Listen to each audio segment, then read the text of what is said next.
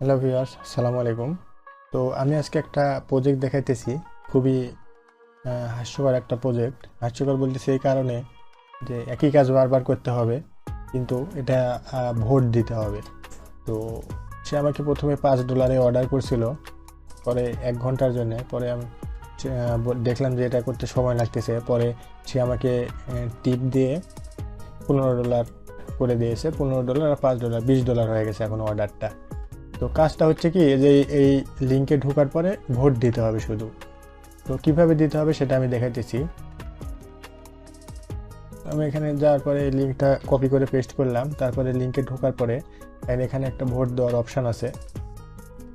তো ভোট দিতে হবে, যে 2 নম্বরে যে ব্যক্তি আছে তাকে ভোট দিতে হবে। এভাবে আমি দিলাম, দেখতে পাচ্ছেন এখানে 2953টা ভোট হয়েছে।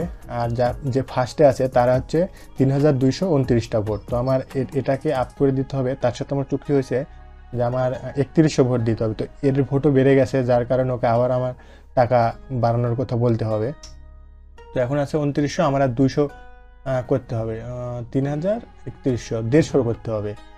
তো এটা করলেই মূলত শেষ হয়ে যাবে। এখনও কাজটা শেষ হয়নি, কিন্তু তার আগে সে কাজটা রিসিভ করে আমাকে টিপ দিয়েছে এবং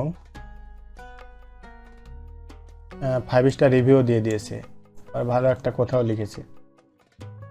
তো আমি কাজটা করতে গেলে আবার রিফ্রেশ করতে হবে, রিফ্রেশ করার পরে আবারও ভোট দিতে হবে, আবারও রিফ্রেশ করতে হবে, আবারও ভোট দিতে হবে।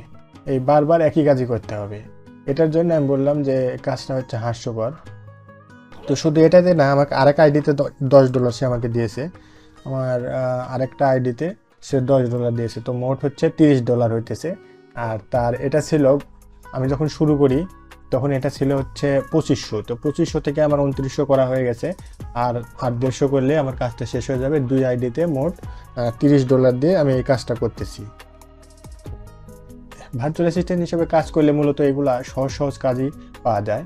কিছু কঠিন কাজও থাকে, আবার কিছু সহজ কাজও থাকে। তো কিছু কঠিন কাজগুলা করতে অনেক সময় বেশি লাগে, কিন্তু যেগুলো সোজা কাজ হয় সেগুলো দিয়ে আমাদের সব ইয়াটা করে ম্যানেজ করে নিতে হয় আর কি।